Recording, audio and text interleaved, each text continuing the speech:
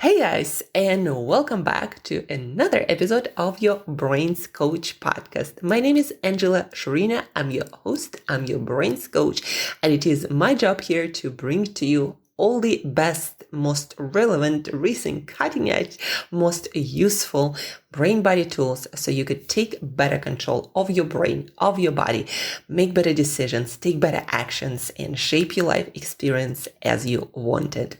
Feeling, looking and doing your absolute best.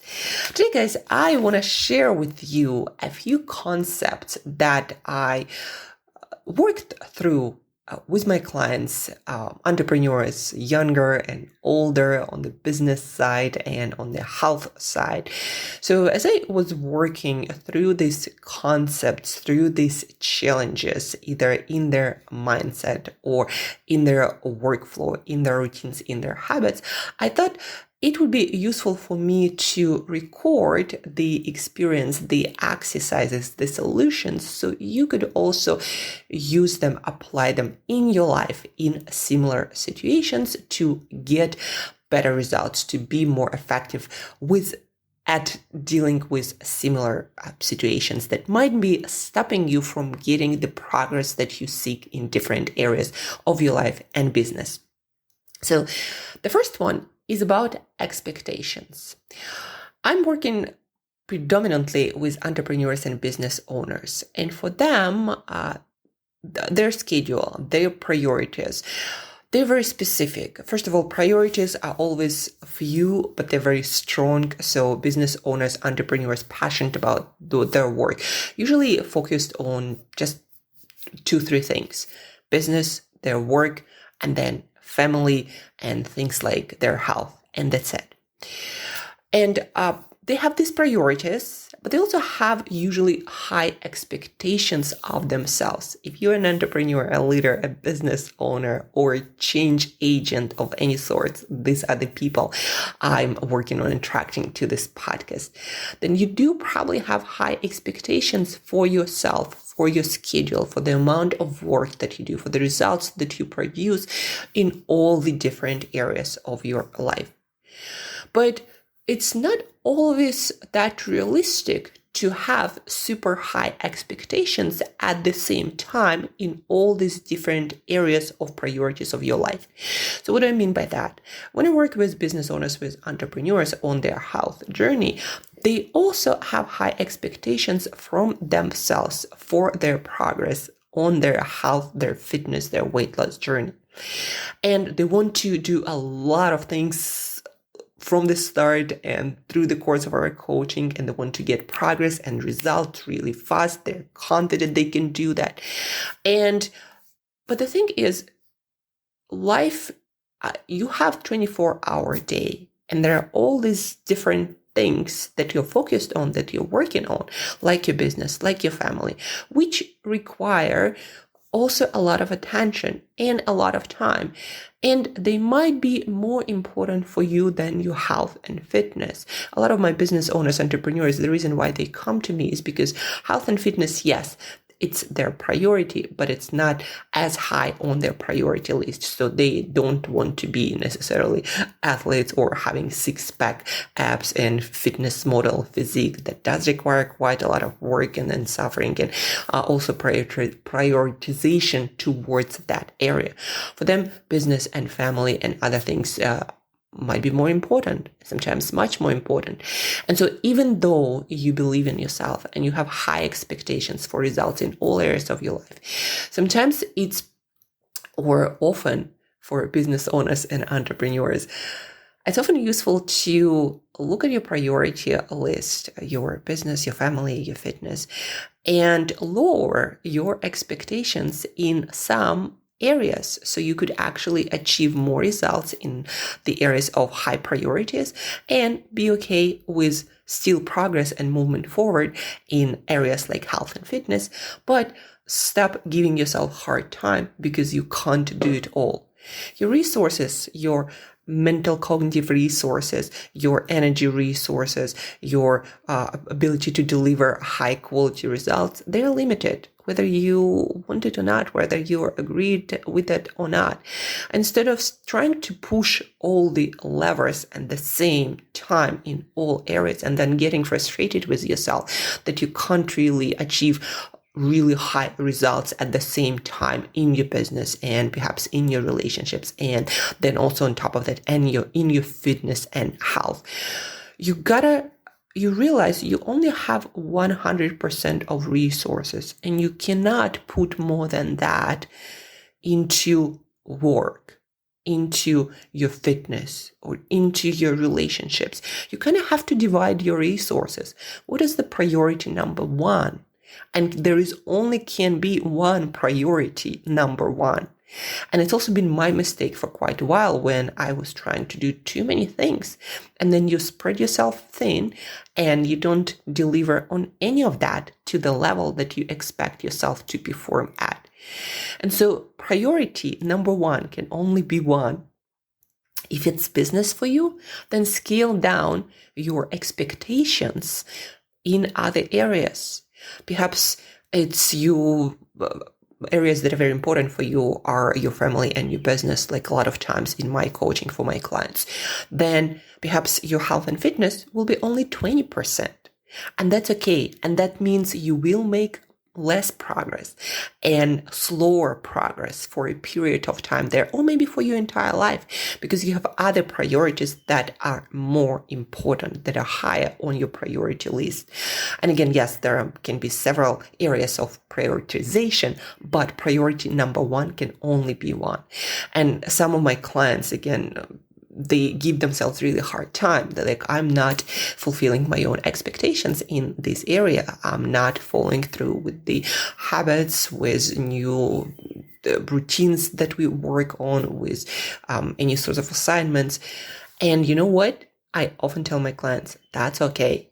It's just a sign we need to scale down and keep making progress at a slower, more manageable in your situation way. And that's okay, because you chose other priorities to be higher. You chose to perform at a higher level in other arenas, and you chose not to become that obsessed with health and fitness. Again, you only have 100%.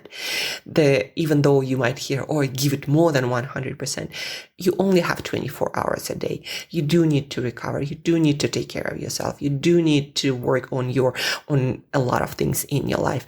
But that's why you have to prioritize. You cannot give 100% in all areas. It is not possible. And that's why you might be failing in some areas. Just drop it.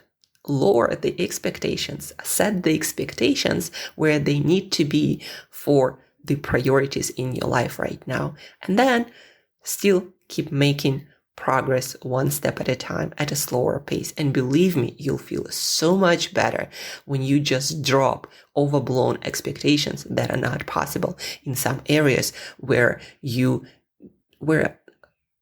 the progress isn't that important. Again, if your most important areas of improvement, of work, of growth are your business, your relationships, then perhaps your health and fitness should take a lower priority, and you can still make progress feeling actually good about that at a slower pace. And that's okay. Lowering your expectations based on your own priorities. That's what actually high performers do all the time, folks.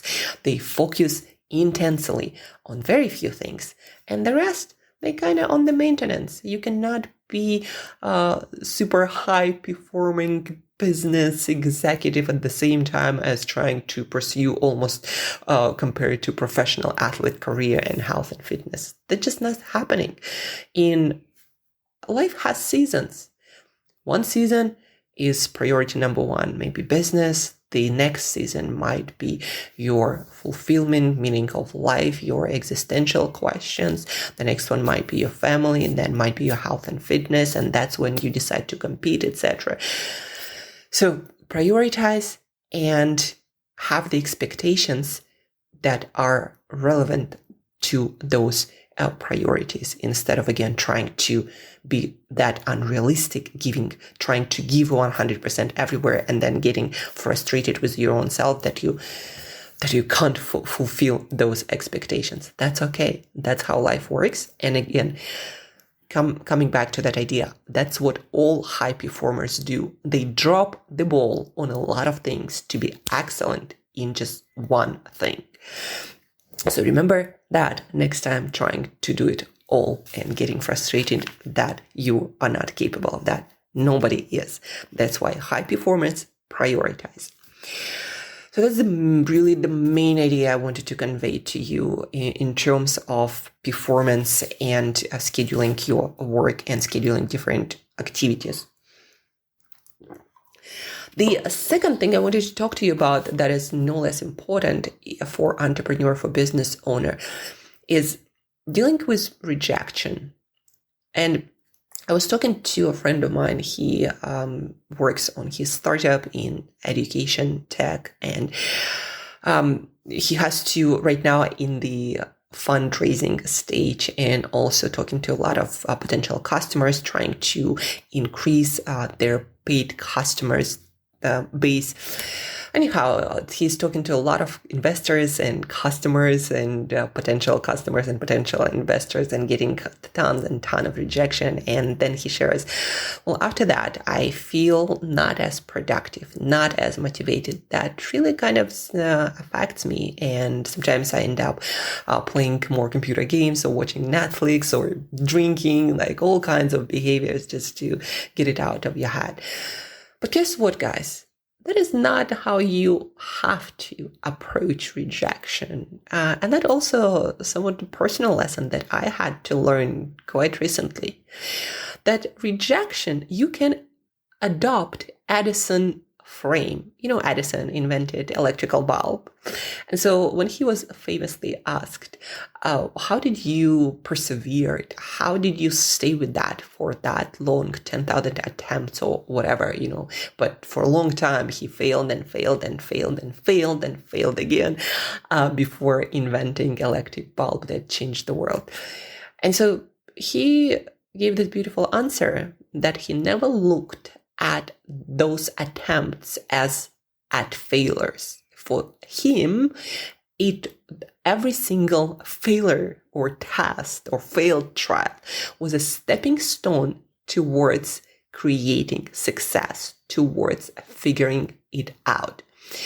And when it comes to, let's say, fundraising or talking to your potential customers and getting a lot of no's, look at it, frame it as Edison did, as an opportunity to learn, as an opportunity to improve, as an opportunity to get better data, and then put that data to the use and improve the way you communicate, improve the product, improve the service, improve your offering, maybe pivoting your idea, reshaping it, and understanding that might have been not the best version of my idea. The ideas that we get at the beginning, they're usually crap, folks, to be honest, and we need to work on them over and over and over and over and over again before we figure out something that is worthy of being alive and effective in the world. That's how the best ideas are created, through a lot of experimentation and, yes, failed attempts. Everything that you admire, everything that has a global appeal, it went through a lot of trials and errors that none of you have seen. And then, you have this perfect thing, but that perfect thing was born like an ugly duckling. And please do realize that. And so next time when you talk to a potential customer and you're not great at it, believe me, I'm still not great and getting all kinds of rejections and comments about anything from my work to my appearance. But now it's more of fun and this experimental experience, where from each interaction, I make sure, first of all, to take notes after each interaction that didn't go that well. I'm like, that's interesting. But even more so important don't be afraid of those rejections. And when somebody tells you no, don't just stop talking to them or say, yeah, thank you and bye or whatever. Ask them, yeah, now that we passed the rejection phase, now that you said no and this is behind us, can you please tell me what made you say no? Can you please tell me what didn't work for you in our communication? Can you please tell me how could I do it better? And believe me, most people love telling you how you did it wrong. But it's also really, really useful data. And then some of that would apply, some of that would not apply because maybe you're talking to the wrong person to begin with. But it's still a lot of data that you can learn from and apply, whether now you're going to start talking to different kinds of people or talking in different ways, or perhaps it's the time to pivot and adjust your solution. So look at every interaction as an immensely important opportunity to grow, to improve, to shape your success. Like Edison, to get this data and improve it yet another way, yet another way, yet another way, to have the chance to create something that the whole world will find amazing. So when it comes to rejection, look at it as this opportunity to learn. And again, don't be afraid to talk to people. There are people, some people will just tell you, I don't want to talk about that. And that's also fine. But maybe look at your language as well again, or look at the person, like who do they represent? What kind of demographic or psychographic? There are so many things you can be learning. Don't just in a dumb way, like I also used to do, and a lot of especially young entrepreneurs do. Don't just ask the same question in the same way to the same kind of person over and over and over again. You're not learning anything. It's a waste of your time. And I wasted a lot of that. And the entrepreneurs I'm working with, especially at an early stage, wasting a lot of their time just going through these motions, and they think, well, I just need to toughen up. No. You just need to learn faster by asking questions and actually reflecting on the experience and improving and changing, etc. So look at your rejection as an opportunity to learn. Adopt Edison Frame. It's just another way that a thing didn't work. I didn't fail. I learned how it didn't work, and then now I have more opportunity to make it working right. So that is the Edison Frame, and that's the most effective way, the most useful way to approach any sorts of interaction, rejection, anything where you fail. That's the only useful for you and also good for your mental health way to approach any failure or any rejection. Because success is not possible without rejection, without you having to change things, without you having to tweak things. Again, most of our first ideas are ugly ducklings that need a lot of work on before they can succeed in the real world. So rejection, here you go. I hope this is very, very helpful. The next and probably the last one for today. And by the way, folks, today we're talking a lot about mindset and how you can cultivate a more effective type of mindset for successes and progress in your life, and also for your mental and emotional well-being. So please do let me know reaching out to Angela at brainbreakthroughcoach.com, Angela at brainbreakthroughcoach.com, or via Instagram at Angela Brain Body Coach, at Angela Brain Body Coach.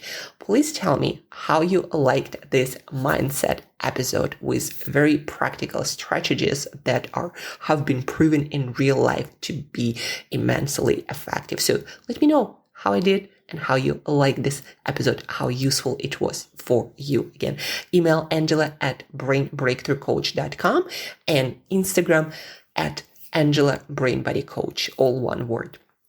Now to the last mindset tool of today that we get to think of or talk about at our coffee introduction or get together. So I often reach out to entrepreneurs, founders through different social media channels, either that LinkedIn or Instagram locally, to to get better at work and to also to understand better founders' mind and to also practice my coaching skills with as many people as possible to create the best possible solutions. So we connected through LinkedIn. He is a young entrepreneur and he is 17 and already started 2 companies quite successfully, not like, world successes, but making quite good money.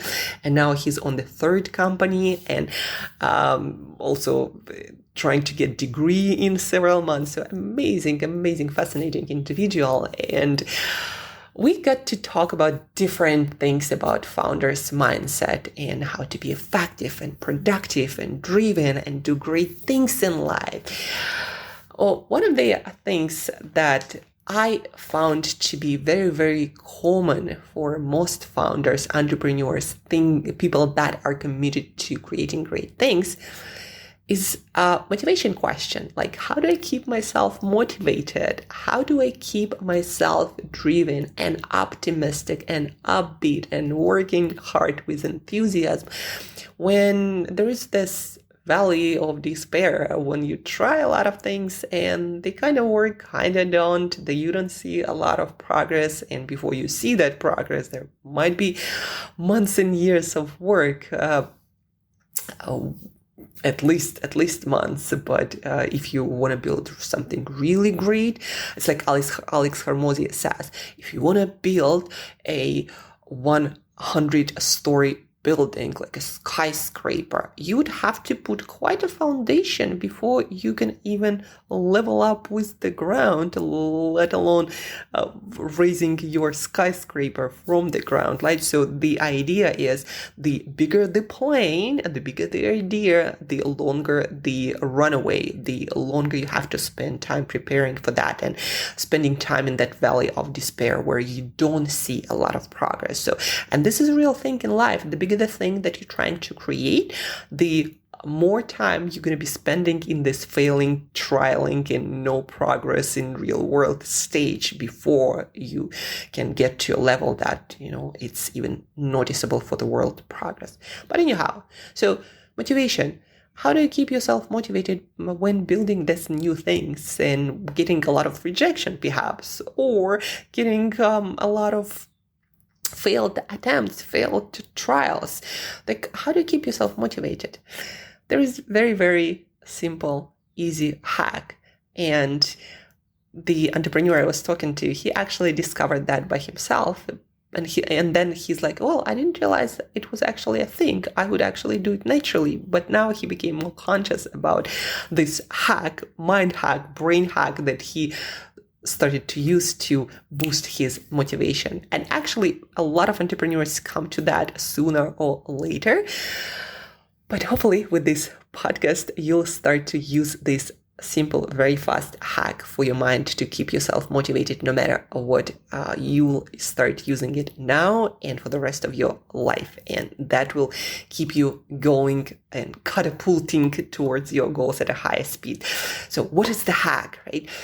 The hack is, it can be summed up by this simple quote: when it gets hard, remember why you started. Let me repeat. When it gets hard, remember why you started. And here is the breakdown. When you're in the struggle phase, no progress, have to do a lot of things without any approval from the outside world, a very demotivating situation for a human brain. When you are in this situation, realize that you have this molecule, dopamine, the molecule of motivation that keeps you driven and enthusiastic no matter what. And that dopamine is driven by the promise of coming reward, by the vision of the reward. It doesn't even have to be all that real, in the sense that you have the vision for your dream. It's not in real world yet. But guess what? Your dopamine, your brain, they do not really care. As long as you believe in the core of your being that this vision, this reward is possible, guess what? You're going to get the dopamine pumping, and that dopamine molecule of motivation will make you feel motivated and driven and energized and enthusiastic and strong and creative and optimistic. All these things you need to succeed as a change agent, as an entrepreneur, as a change maker. So the hack is, when it gets hard, connect to your vision. Remember why you started, and your why is your vision. And also Simon Sinek has this, like, start with why. And for human motivation, even in Toyota Industries, Sakichi Toyota, the founder, he noticed that when people knew why they were working, when they would do the exercise, 5 why exercise, figuring out why they work, why their work is important, what's the vision, they would work more productively. Oh my God, it works for every single human being. They even use it in Toyota. So as a founder, as an entrepreneur, just become more conscious of that effect and that power that you have to instantly boost your motivation without any coffee, some nootropics, or anything of that sort. Just envision, emotionally connect to the bigger mission, vision of that thing that you are working on. When it gets hard, remember why you started. And so the entrepreneur that we were talking with at a coffee shop here in Cape Town, he's like, that's how it works. I kind of figured it out on my own, but never was actually conscious about that. But he noticed that effect. I'm like, yep, that's how it works for every single human being. Dopamine loves the promise of reward. In fact, that's the highest reward for your dopamine system, the promise of that reward, the anticipation, not even getting it. So the more you envision the thing, this global vision, the big why, that what you're working on, the higher and more consistent your motivation is going to be. And also a small tip here, don't forget to celebrate all the lessons, all the work put in, all the smaller milestones. And besides having a bigger vision, a bigger why, a big promise of reward, your dopamine also very much loves the progress indicators, the celebrations, the rewards along the way. So don't forget to make yourself good about the work that you put in, the quote unquote insignificant and small progress indicators that you put in along the way, because they do matter and they are the ones that make your big vision happen. So when it gets hard, remember why you started. That's it for today, folks. I really hope that this podcast episode was immensely useful, because from my experience, how you shape your mindset, your thinking, your emotional life is going to define where in life you're going to end up with, what people and what you're going to build. So it's very important to first work on your mindset. Well, maybe first realizing that you have the power to change your mindset, to shape your thinking, to shape your emotions. You have this power. And the second thing, use this power and tools and strategies that are available. And the third one, see how this gonna utterly transform you, your life, and your vision. And don't forget to let me know. Email Angela at brainbreakthroughcoach.com, Instagram Angela BrainBodyCoach, Angela BrainBodyCoach, all one word. Let me know how we did. And don't forget to do the most important thing. Share this podcast episode, screenshot it. Also rate us on iTunes, on Spotify, on whatever player you are getting our podcast from. Rate, review, share this podcast so other change agents can learn how to operate their brain, their mindset, their emotions to have a much higher rate of success. Share, work on your mindset, and do awesome things. Talk to you very soon. Have an awesome weekend. Don't forget to recharge.